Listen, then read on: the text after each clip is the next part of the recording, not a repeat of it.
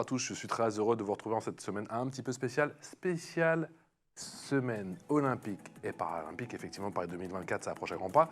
On peut quasiment dire que c'est déjà demain pour notre plus grand bonheur. Pas madame la sportive.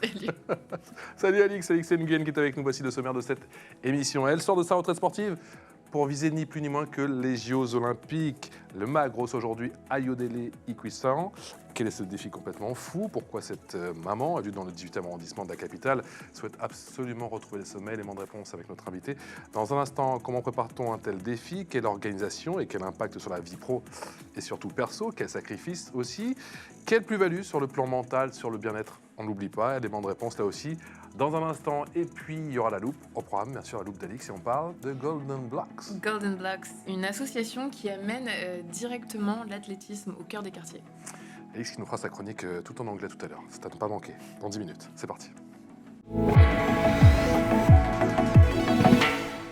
Bonjour Ayodele Iquisan. Bonjour. On est très heureux de vous retrouver. Moi aussi, je suis très heureux d'être avec vous. Que vous ayez accepté cette invitation parce qu'on sait que votre emploi du temps est comme qui dirait millimétré. Est-ce qu'il y a une part de folie chez tout champion? Chez vous, assurément. Est-ce qu'il y a une part de folie quand même? Oui, je pense qu'il y a une part de folie, mais c'est un risque maîtrisé, quoi. C'est une folie qu'on maîtrise au quotidien. Quand on a goûté les JO, on veut forcément y regoûter. Alors, quel est ce défi, du coup? Parce que c'est vrai que j'ai fait exprès de le teaser dans le sommaire, je n'ai pas précisé. C'est quoi ce défi? Ce défi, c'est de me qualifier à mes 3e Jeux donc à Paris, après 2 pauses maternité. Donc, j'ai eu 2 enfants et je me suis arrêtée des compétitions pendant 5 ans. Je n'ai pas arrêté complètement l'entraînement, mais voilà, c'est revenir à un plus haut niveau après des pauses maternité. J'ai dit effectivement au sommaire, un petit peu de manière provocatrice, sortir de sa retraite, mais quelque part, c'est un peu ça quand même, parce que une interruption de 5 ans à haut niveau, vu la tête que vous êtes et vu les résultats que vous avez eus, et d'ailleurs on va les montrer en tableau, effectivement, votre palmarès, c'est une éternité. C'est beaucoup, oui. Mais je pense que j'avais besoin aussi de récupérer, de passer du temps aussi avec mes enfants. En fait, la réalité, c'était que j'ai eu un premier enfant et puis après un deuxième qui arrivait plus vite que prévu, mais du coup qu'on a accueilli avec plaisir. Il y a eu la période Covid aussi, je pense. C'est ça, il y a eu la coïncidait période aussi, voilà, donc on était tous bloqués. C'était un bébé sorti de Covid. Encore un, allez.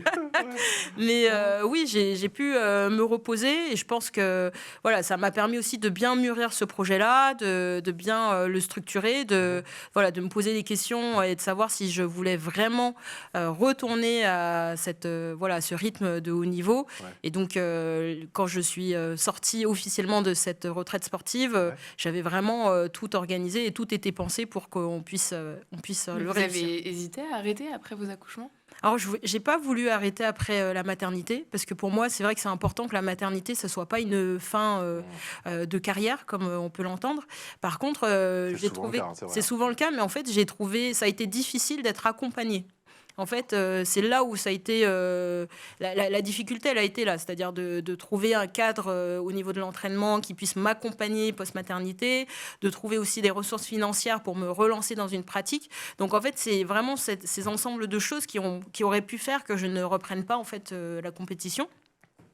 Mais pour moi, c'était important de trouver des solutions, de trouver des personnes qui étaient en capacité de m'accompagner sur le volet de l'entraînement, sur la préparation physique, sur la remise en forme aussi sur le volet... Comment ça s'est fait, du coup? C'est du bouche à oreille? Oui, du bouche à oreille. Oui, c'est beaucoup du bouche à oreille. Ça a été aussi de poser des questions, de rencontrer des personnes, d'expliquer mon projet et de voir si ces personnes-là étaient prêtes à m'accompagner. Et vous en regardez comment? Au début, on va se parler franchement. Et vous en regardez de quelle manière quand vous avez exposé votre projet? Elles vous connaissent, donc elles vous ont dit « Ok, je te suis tout de suite » ou elles se sont dit « Non, mais quand même, tu es interrompu 5 ans ». Et je précise que vous êtes adjointe au maire du 18e arrondissement de la capitale en charge des questions de santé. On est d'accord? Que vous êtes consultante, que vous êtes maman, on l'a précisé. Oui. Et voilà, vous avez aussi une vie perso. Oui. Je crois que j'ai rien oublié, ça fait déjà pas mal. Oui, je suis aussi engagée à la commission des athlètes du comité olympique. Voilà. Et je suis la FLD, le dopage, l'antidopage. Je savais que j'avais oublié quelque chose. J'ai peut-être encore oublié d'autres choses. Non, mais comment elles m'ont regardé? Je pense qu'au début, c'était effectivement, je rencontrais des personnes que je connaissais moins et qui étaient plutôt me poser des questions. Mais est-ce que tu penses que ton projet, il est faisable, en fait? Et en fait, plutôt que de convaincre des personnes qui ne me connaissaient pas, je me suis plutôt tournée vers des gens avec qui je me suis déjà entraînée ou avec des amis. Voilà.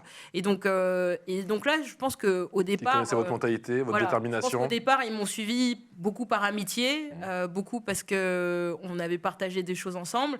Et petit à petit, le projet s'est précisé. Et donc maintenant, pour eux, c'est clairement faisable. Alors qu'au début, c'était, bon, on t'accompagne parce que c'est important. Mais c'est sûr qu'au départ, je pense qu'ils ne se posaient pas tellement la question de est-ce qu'on va est-ce qu'on va réussir. Ils se posaient plutôt la question de Ayodele, c'est mon amie, elle a un projet en tête. Elle me demande jamais de service pour une fois qu'elle me demande un truc. Bon, c'est un gros truc. Mais... Voilà, c'est un gros truc. C'est un gros truc quand même. Voilà, on va l'aider. Et puis, moi, je voulais pas arrêter sur des regrets. Parce que très souvent, la question qui se pose, c'est peut-être si j'avais repris, j'aurais peut-être retrouvé mon niveau d'avant. Ou peut-être que si j'avais fait ça. Et moi, j'étais plutôt dans une logique. En fait, je n'ai rien à perdre à me relancer. Et on verra où ça nous mène déjà dans un premier temps. Et ça, je l'ai beaucoup travaillé aussi avec un psy qui m'accompagne. Et donc, on l'a posé étape par étape. Donc, petit à petit, on se rapprochait aussi de cette pratique à haut niveau que j'ai connue par le passé. Et donc, j'ai parce que le sprint, c'est beaucoup de sacrifices. Ah oui, il y a la piste, il y a tout l'aspect muscu. Oui, pas mal de fonds. Mais c'est pour ça qu'on y a été. C'est ça, on y a été progressivement, parce que déjà le corps qu'il faut rééduquer, bien sûr, après de grossesses. Le corps, et puis il fallait que je puisse m'assurer que mentalement j'avais envie de me faire mal, que physiquement le corps pouvait suivre, parce que effectivement. On peut dire votre âge? J'en ai 38. 38. Voilà, donc il fallait aussi que le corps il soit d'accord. Oui, parce que quand il n'est pas d'accord, il n'est pas d'accord. Il fait comprendre rapidement ses blessures, du coup. C'est ça. Et en fait, on l'a travaillé progressivement. Et quand j'ai vu que déjà, je gardais le rythme des entraînements et qu'au début, j'étais toute seule à faire les séances parce que mes coachs étaient à distance, que ça se passait bien, je me suis dit, bon, le corps veut bien, la tête veut bien. Et donc là, on va passer des étapes. Et petit à petit, on a augmenté les intensités. Donc là, je suis en plein dans les intensités maximales avec du coup beaucoup de récup, c'est-à-dire beaucoup de kiné, beaucoup de massage, beaucoup de bains glacés pour récupérer un maximum. Mais voilà, c'était important aussi. Et du sommeil ou pas? Et du sommeil, j'essaie de l'optimiser. Avec vos 12 casquettes différentes. J'essaie de l'optimiser avec, si possible, moins de réveils nocturnes de mes enfants. Mais ça, du coup, j'ai moins la main dessus. Alors, bientôt 3 ans et 4 ans et demi. Ouais, pas la main du tout. Pas la main du tout dessus. Mais je trouve que c'est une très belle aventure. Et un des vrais freins au départ pour les athlètes de haut niveau qui reviennent de maternité, c'est l'accompagnement. Parce qu'on se retrouve vraiment souvent seul et que du coup, il faut tellement gérer de choses, à la fois cette nouvelle vie, plus l'entraînement, plus tout ça. Mais vous pensez que la plupart des personnes décrochent faute d'accompagnement justement après les accouchements? Je pense que oui.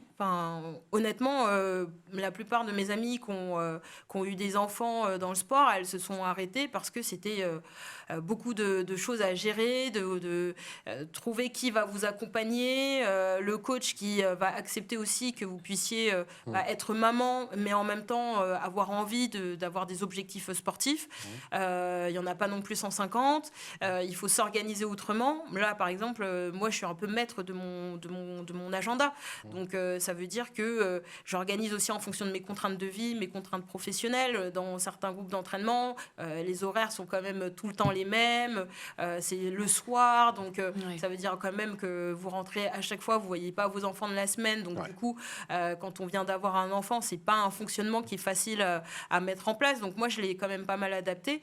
Mais c'est un gros frein qui peut expliquer, pour moi en tout cas, le fait qu'on ait beaucoup d'athlètes qui se disent bon moi je suis maman et je vais m'occuper de mes enfants et plutôt que de me battre pour... C'est un projet familial. C'est un projet les enfants familial. ont déjà compris à 3 ans et 4 ans et demi du coup ce qu'étaient les Jeux Olympiques et pourquoi ça vous tenait à cœur. Je sais pas si les enfants ont compris. Mais ils comprendront quand vous y serez. Ils comprendront. Par contre, c'est un vrai projet familial. C'est-à-dire qu'avant de repartir, on s'est posé toute la famille, donc mon mari, mes parents enfants qui habitent à 10 minutes de chez moi qui font partie de l'équation. Et ils font partie de l'équation. Voilà. Et on s'est posé la question. Moi, je leur ai vraiment dit, voilà, moi, je veux repartir parce que c'est pareil. Moi, mes parents, ça fait des années qu'ils me voient courir dans tous les sens. Ils se sont dit, peut-être... Encore. Ils se sont dit, oh là là, encore. Peut-être que la maternité, allait la calmer un tout petit peu. Et en fait, pas du tout. Ça l'a reboosté. Et donc, quand je leur ai dit, bah non, on repart, ils m'ont dit, ah bon, mais pourquoi? Et non, c'était important que tout le monde s'y retrouve.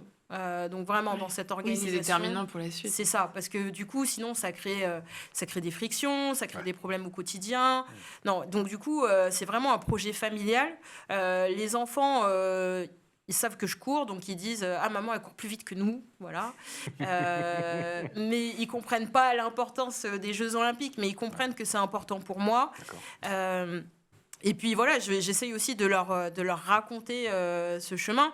Et déjà, ne serait-ce que le chemin parcouru depuis que j'ai repris l'année dernière, moi je le mesure. Et c'est vrai que pour beaucoup de personnes avec qui on avait pu avoir cette discussion de la reprise, qui me disaient bah non, t'as eu 2 césariennes, c'est compliqué, non. Non, enfin, quand j'arrive en compétition et que ça se passe bien, j'ai plutôt des encouragements parce que finalement, ce que ça montre aussi, c'est que si on est accompagné, si on structure les choses, on peut revenir. Et en fait, c'est pas tellement la maternité, c'est plutôt, on va dire, l'organisation, la vie qu'on peut avoir et puis l'envie. Parce que si on n'a pas d'envie, même si on en a 25, on va pas revenir. Mais par contre, voilà, si on est bien accompagné, si on est bien équilibré, si on a aussi le soutien familial, perso autour, on peut revenir et c'est important. Il fait quand même pas mal de facteurs à réunir. Ah, ça fait beaucoup de facteurs, mais dans la performance de haut niveau, il y a énormément de facteurs. On a tendance à parfois dire un sportif de haut niveau, il réussit parce qu'il a la volonté. Non, le sportif de haut niveau, il réussit parce qu'il a un bon encadrement sur l'entraînement, qu'il a un bon encadrement sur le volet mental, parce qu'il est soutenu par ses proches, parce qu'il est soutenu dans sa région, dans sa ville. C'est un ensemble d'ingrédients qui va faire que la performance sera au rendez-vous. Mais on réussit jamais tout seul. Championnat, Stade Français, Racing aussi, oui. Aussi, petite parenthèse du côté de Lyon. Si les Jeux n'avaient pas eu lieu à Paris, est-ce que vous pensez que vous seriez lancé un tel défi? Oui, je précise que ce ne sont que des clubs parisiens, franciliens. Parce que là, vous avez l'occasion de briller. On croise les doigts, bien sûr, pour les qualifications, on en parle dans un instant, qui arrive très tardivement, de briller devant bon nombre de gens que vous avez connus, avec qui vous avez entraîné, avec qui vous avez partagé la piste. Moi, c'est une occasion incroyable. C'est une occasion incroyable, et parce que déjà, en plus, je suis parisienne, donc ce serait vraiment à domicile. Mais je voulais vraiment reprendre. J'avais vraiment cet objectif de reprendre. À Tokyo, j'étais enceinte, donc du coup, je ne pouvais pas reprendre à Tokyo. Sinon, j'aurais voulu reprendre à Tokyo. Mais j'avais vraiment. Oui, vous étiez déjà fixé, je crois, de revenir pour Tokyo. Oui, c'est ça. Bon. Et puis voilà. J'ai soutenu mes collègues avec mon petit bébé à la plage. C'était chouette quand même. Vous avez fait notre JO. Mais non, j'avais à cœur de revenir. Et après, oui, ça prend une dimension encore plus importante. Moi, je suis une enfant, j'ai grandi à Paris, je suis née à Paris. Effectivement, le sport à Paris, on en parle, enfin en tout cas, certains sports, on n'en parle pas beaucoup. On est très peu d'Olympiens qui ont grandi à Paris. Pourtant, on est peu connus du grand public. Et pour moi, c'était aussi important de raconter aussi mon parcours. C'est-à-dire le fait d'avoir eu ce double parcours, d'avoir été aussi à certains moments obligé de travailler pour financer ma carrière, de raconter un peu plus notre vraie vie. Parce que pendant très longtemps, on communiquait vraiment que sur les aspects positifs de la performance. Donc, on est des super-héros, c'est génial. Et vous êtes exprimé là-dessus, sur l'image biaisée et un peu lisse des champions. Mais pourquoi on en est friand, selon vous, de cette image un peu lisse, un peu parfaite du champion? Parce que je pense qu'on a tendance à mettre les sportifs de haut niveau dans une case, en parlant comme des surhommes et à mettre vraiment de côté le chemin. Et pourtant, moi, je trouve que c'est paradoxal parce que si on connaissait un peu plus l'histoire des sportifs de haut niveau, on s'y attacherait plus. Parce qu'on comprendrait plus que, en fait, il y a des parallèles qu'on peut avoir dans notre vie en fait de tous les jours et qu'on n'a pas besoin d'être le meilleur partout, mais qu'il y a plein de choses dont on peut s'inspirer ou en tout cas dont on peut parler. Donc, moi, je voulais aussi sur ce challenge raconter tout ça, raconter ma réalité et aussi faire bouger certaines choses, notamment quand on parle de précarité de la vie des athlètes, du double emploi. Moi, mes semaines, j'évite de compter les heures, mais voilà. Je travaille. C'est plutôt 80, 100 par semaine. Je sais pas, mais je compte plus. Vaut mieux pas compter, quoi. Sinon, ça fait mal à la tête. Oui, parce que voilà, il y a le travail, il y a les entraînements, après il y a tout ce qui est massage, récup, autres. Donc ça me prend un temps fou. Et ça, j'essaye de le raconter un peu plus pour que les gens puissent mesurer aussi l'engagement que ça prend de préparer une échéance comme celle-ci. Quand on vous alpague dans votre quartier et dans le 18e, parce que vous êtes élu du 18e, chargé des questions de santé, c'est vraiment important, donc il y a aussi le sport dedans, j'imagine. Est-ce que vous avez des mamans qui vous parlent de leur charge mentale, par exemple, et en quoi justement vous pouvez pour donner quelques concepts, parce que je pense que vous êtes pas mal placé. Qui me parlent de leur charge mentale et même qui me parlent du fait qu'elles ont accouché et que depuis qu'elles ont accouché, elles ont des douleurs par-ci, par-là. Donc ça, on en discute et je leur dis que c'est important aussi de prendre du temps pour elles. En tout cas, on travaille sur des dispositifs pour que faciliter l'accès au sport aussi des femmes et des mamans, comme des solutions de garderie pendant qu'on fait du sport. Et je pense qu'il y a ce vrai sujet de le temps l'autorisation qu'on peut avoir vis-à-vis de soi-même de faire des choses pour soi. Une des premières choses, moi, quand j'ai dit que j'allais revenir, que je voulais me lancer, c'était une discussion avec des sportifs qui disaient mais attendez, mais si vous reprenez, qui va s'occuper de votre enfant? Et ça, et du coup, j'étais là, mais comme toi, en fait. Et donc, il y a vraiment ce sujet de, en fait, oui, on a le droit aussi d'avoir du temps pour soi, on a le droit soit de faire du sport, mais soit de faire d'autres activités. Et je trouve que justement, moi, j'ai pas mal de mamans qui me disent tiens, vous arrivez à reprendre. Et je leur dis, en fait, physiquement, si vous faites effectivement les rééducations du périnée, des abdos, etc., il n'y a rien qui vous empêche de reprendre, en fait. Et au contraire. Et donc, j'essaye aussi de faire en sorte qu'on puisse se dire, une bonne maman, c'est une maman aussi qui est épanouie.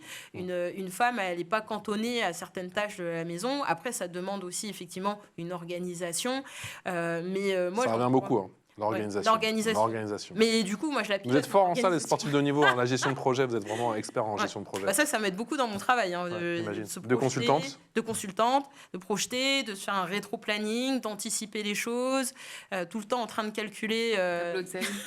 Voilà, j'ai un tableau Excel dans ma tête. Est-ce que le plus dur, c'est de mettre le corps au repos, évidemment, et les bains glacés, ça doit aider aussi pour soulager, mais comment on met au repos son mental, son cerveau?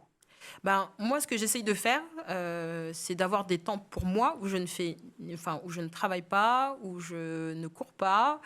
J'aime bien la médecine chinoise parce que pendant 2 heures, je suis posée sur une table, me faire masser. Acupuncture éventuellement. Voilà, acupuncture, faire du tricot, des choses comme ça. Mais je pense que c'est important parce que là, je l'ai dit rapidement, mais je travaille aussi avec le psy, c'est-à-dire de faire en sorte d'avoir des moments de pause. Moi, je suis un peu. Et ça, c'est la meilleure façon de se préparer pour un événement comme les JO. Exactement, parce qu'il faut aussi, comment dire, il faut pouvoir sur les jeux ou sur n'importe quelle compétition, il faut une fraîcheur mentale pour pouvoir se mettre à être à 3000% dans ce que je vais faire. Et il faut récupérer mentalement. Et donc, il faut aussi s'écouter. Par rapport à avant où je pensais que le repos c'était quelque chose où on perdait du temps. J'ai beaucoup évolué sur ça en fait. Le repos, ça fait partie de l'entraînement, c'est important. Si je sens qu'à un moment donné, plutôt que de faire une séance, j'ai besoin de me poser sur un canapé à ne rien faire, autant que je le fasse. Parce que vous arrivez à ne pas y penser tout le temps au sport? C'est une chance, quoi. Oui. Justement, j'essaye de pas y penser tous les jours. En fait, j'essaye je le garde en tête parce que c'est important, c'est mon objectif, mais de le garder de manière un peu, en mode projet, mais de pas me polluer la tête tous les jours en me mettant une pression qui en fait de toute façon ne servira à rien. Ce que j'essaye de faire, c'est de faire en sorte de construire mon chemin en mettant tous les ingrédients nécessaires, que ce soit au niveau de l'entraînement, de la récupération, de l'hydratation, la nutrition. J'ai commencé en août pour mon régime, parce que mon rééquilibrage alimentaire, parce que je savais qu'en dernière minute, j'allais jamais y arriver. Et donc, je mets les ingrédients, je me donne à 3000% sur ce que je fais à l'instant T. Mais une fois que ma séance elle est terminée, je rentre chez moi, je m'occupe de mes enfants, je m'occupe d'autres choses. Et c'est très strict, le rééquilibrage alimentaire ? Oui, il y a une manière assez stricte. C'est très contraignant. En fait, j'ai fait en sorte de l'anticiper pour que ce soit le moins contraignant possible. Ouais. J'ai commencé, effectivement, pendant 5 ans, je me suis pas trop privée. Donc, les viennoiseries le matin à la boulangerie pour les enfants et pour maman, ça allait très bien. Donc ça, je les ai enlevés. C'est fini. Voilà, c'est fini. Enlever... les grignotages, voilà. Mais je l'ai fait de manière progressive, donc du coup, aujourd'hui, je le ressens pas comme un manque. Donc, mais effectivement, je vais pas faire de raclette demain, je vais pas manger voilà, des hamburgers ou autres. Je fais attention, mais je l'ai fait de manière progressive pour que ça soit pas du jour au lendemain. Drastique, quoi, trop violent. Ouais. Voilà. Est-ce que vous visualisez vos courses et est-ce que vous visualisez demain sur la piste à Paris 2024? Ouais, je visualise beaucoup les courses. C'est important. Et justement, c'est ce qui permet... Comment il fonctionne ce processus? Et est-ce que vous avez mis des photos? Est-ce que vous avez fait un mood board avec des photos avec vous, avec, je sais pas moi, le médaille olympique, pourquoi pas? Ouais, non, ça, je ne l'ai pas fait. D'accord. Mais par contre, ce que je fais, c'est que effectivement, à l'entraînement, on répète tout le temps un même geste, Et donc, avant les compétitions, j'ai toujours cette phase de visualisation où je visualise bien l'ensemble des étapes, où en fait, du coup, et donc, du coup, je répète ma course dans ma tête. Et c'est ce qui m'a aussi rassurée cet hiver, parce que, au début, je suis revenue et... C'était quoi les sensations au début? Je courais, mais j'avais plus mes repères, en fait. J'avais plus mes repères, mais j'étais obligée d'accepter, donc je cherchais un peu. Alors, est-ce qu'il faut que je pense à mon bras, mon pied? Bon, bref, je savais plus du tout à quoi je devais penser. Et c'est ce qui m'a rassurée aussi sur la fin de l'hiver, c'est que justement, j'ai réussi à retrouver cette visualisation et que du coup, ça s'enchaînait vraiment en pilotage automatique. Et là, je me suis dit, OK, donc là, c'est bon, on peut recommencer à mettre plus de charge, plus d'entraînement, parce que j'ai retrouvé mes indicateurs à moi. Et donc, effectivement, c'est de le visualiser, c'est de garder en tête, sur mes réseaux, je mets le compte à rebours un peu des JO pour toujours l'avoir en tête, mais effectivement, de travailler sur ces différentes phases. Et après, à l'entraînement, il y a aussi les entraîneurs qui sont là pour me faire répéter un geste jusqu'à ce que ça devienne vraiment automatique. Les JO, c'est cet été, ça approche à grands pas. Et la qualif, et je touche du bois, ça va tomber la veille. Oui, fin juin. Oui. Fin juin, donc juste avant. Ouais. Comment on le gère, ça, justement? Comment on le gère? Moi, je me concentre vraiment sur... Et pourquoi c'est si tard? Du coup, nous, c'est si tard parce que c'est dans la même saison. Donc, du coup, la saison d'été, elle commence au mois de mai et puis elle va se terminer fin août, début septembre à peu près. Donc, c'est sur la même saison. Donc, du coup, là, comment est-ce qu'on le prépare? Du coup, c'est vraiment au niveau de l'entraînement, de faire en sorte de rentrer très tôt, assez vite en compétition dans les premiers meetings, donc dès le mois de mai. Et ça va être mois de mai et juin très chargé en compétition. Et là, en ce moment, c'est les entraînements. Voilà, c'est dur. Vous le sentez bien? Moi, franchement, je suis confiante. Après, il faut continuer à travailler, mais je sais que je suis plus près que là où j'en étais au mois de septembre quand j'étais en reprise. Et le chrono, c'est quoi? Il faut faire quoi comme... Il faut faire 11,07. D'accord, 11,07 sur 100 mètres. Voilà, il faut courir très vite. Très vite. Moi, je suis très, très, très loin. Mon Dieu. Il faut courir très, très vite. Mais voilà, j'ai le staff qui travaille pour, moi qui fais les séances aussi pour. Et on essaye de tout optimiser. Enfin, c'est pas on essaye, on y travaille pour que ça le fasse. Vous avez un staff de combien de personnes aujourd'hui? Parce qu'au début de l'aventure, il n'y avait pas grand monde, mais maintenant... Ah ouais, là, en ce moment... c'est la tribu, on y va. Du coup, j'ai l'entraîneur, le préparateur physique qui sont à distance, j'ai mes experts techniques, j'ai mon psy, 2 kinés, l'ostéo, le médecin, le nutritionniste. D'accord. J'ai aussi une personne qui fait des massages. Mais en termes de frais, comment ça va? C'est toute l'histoire de la cagnotte. En termes de frais, c'est moi qui finance. Et donc, j'en avais parlé un peu à des personnes de mon entourage qui m'ont dit, mais est-ce que tu peux pas ouvrir une cagnotte pour qu'on puisse... Nous, on a reçu des athlètes ici, effectivement, qui ont lancé une cagnotte. Voilà, donc moi, j'ai lancé une cagnotte parce qu'effectivement, effectivement, c'est des frais voilà, qu'il faut financer. Et donc, j'ai une cagnotte en cours. On travaille aussi avec mon club pour identifier aussi peut-être eux. On la trouve, pardon de vous couper, sur Litchi, sur mes réseaux sociaux. Vous trouvez le lien de ma cagnotte. Et donc voilà, c'est vraiment par la cagnotte. Sinon, moi, je dois tout financer. Et ça aussi, c'est un des freins pour les athlètes qui reviennent de maternité et qui n'ont pas ni sponsor ni autre. C'est voilà, il faut financer et en même temps, il faut payer tout ce qu'on doit payer de classique et de commun. Et donc voilà, j'ai lancé une cagnotte pour ça. Surtout si on a des enfants. C'est parti pour la loupe d'Alix.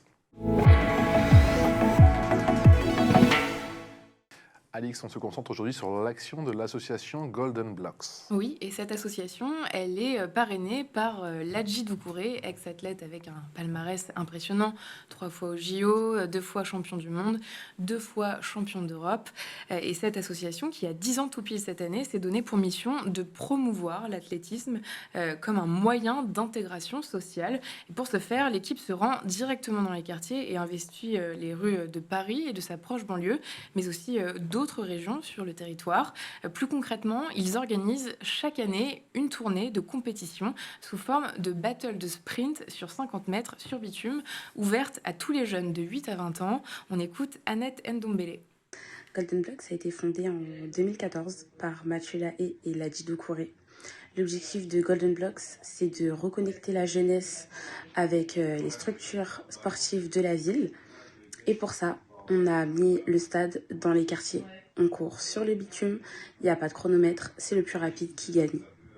La tournée comprend 15 à 20 étapes qualificatives, l'objectif étant pour chaque jeune de représenter son quartier ou sa ville lors de la finale nationale. Et à la clé de cette 10e édition, les gagnants vont remporter une licence d'athlétisme, voire même décrocher une dotation d'1 an avec Nike. Depuis la création de l'événement, 200 à 300 jeunes participent chaque année avec une moyenne de 40 à 60 licences d'athlétisme distribuées. À Yodélé, les fondateurs m'ont dit que vous aviez collaboré avec eux. Oui. C'était dans quel cadre ? Alors, je suis intervenue, si je ne me trompe pas, sur un événement pour eux. C'était, alors je ne sais plus dans quelle ville en banlieue, mais voilà, j'étais intervenue justement pour parler du lien entre l'athlétisme et les quartiers, et comment est-ce qu'on crée du lien, comment est-ce qu'on identifie aussi des nouveaux talents, comment est-ce qu'on les accompagne aussi. C'est un vrai sujet, et du coup, voilà, cette association, elle permet comme ça a été dit, d'accompagner des centaines de jeunes et de faire en sorte de les accompagner dans un club où ils rencontrent, en tout cas, ils vont être accompagnés par des entraîneurs, où ils peuvent avoir une dotation. Et puis, c'est très ludique aussi, parce que ça permet, dans la rue, d'avoir des personnes qui ont envie de s'essayer, en fait, parce que courir, faire du sprint, on voit plein d'enfants qui aiment courir, et donc c'est l'occasion aussi, d'une manière un peu ludique, de les prendre un peu au mot, et puis de les challenger un peu, quoi. Et le sprint, et bien évidemment le sprint par équipe, vous, bien sûr, vous avez été vice-championne d'Europe en 2014, c'était à Zurich, c'était sur le relais 4x100, c'est l'un de vos meilleurs souvenirs ? Oui, c'est un de mes meilleurs souvenirs parce qu'on fait une médaille. Avec les copines, j'imagine, avec déjà. Avec les copines. Non, mais puis surtout, on a fait le record des médailles pour l'athlétisme à des championnats d'Europe. Donc, il y avait une ambiance assez extraordinaire. Et puis, le relais, c'est aussi... pas la même ambiance récemment, là. Oui, c'est un peu difficile. C'est différent, on va dire. Ouais. Mais puis, le relais, c'est un bel exercice aussi parce qu'on est au départ des adversaires toute l'année, où on se retrouve sur un relais et là on a envie de gagner ensemble, et donc je trouve que c'est assez intéressant, et là aujourd'hui on continue de se parler toutes pour savoir ce que chacune devient. Donc elles disent quoi justement sur mon challenge? Elle m'encourage. Non, mais elle doit être admirative, j'imagine. Ouais. Elle m'encourage parce que c'est vrai que pour certaines, elles ont raccroché il y a une dizaine d'années. Pour beaucoup, elles sont devenues mamans. Et puis, voilà, elles savent que c'est pas facile. Ça leur rappelle aussi les séances à une certaine époque. Donc, non, elles sont vraiment dans du soutien. Elles m'encouragent. Et ça fait plaisir. Et puis en fait, moi, j'ai beaucoup de personnes qui m'encouragent, qui essayent. Et du coup, ça fait aussi du bien, parce que dans la semaine difficile, quand on a aussi des encouragements ou des gens qui vous disent nous, on a aussi envie de te voir au jeu. Ça donne... Nous aussi. Voilà, ça donne, merci, ça donne cette énergie supplémentaire pour s'accrocher, surtout quand les séances sont dures. Merci infiniment d'être venu nous voir effectivement aujourd'hui sur le plateau de School TV Le Mag. 30 minutes, ça passe tellement vite, mais ça passera encore plus vite pendant les qualifs. On rappelle le chrono, qualification de qualification 11,07. 11,07. Et pas un centième de plus. Ouais, c'est ça. Merci infiniment. Merci à vous. Ayodele Ikusan d'être venu nous voir ce matin sur le plateau du Mag. On croise les doigts. C'est la 10e fois que je touche du bois. Ça va marcher. On va y aller. Alix, on se retrouve demain. À demain. Ciao.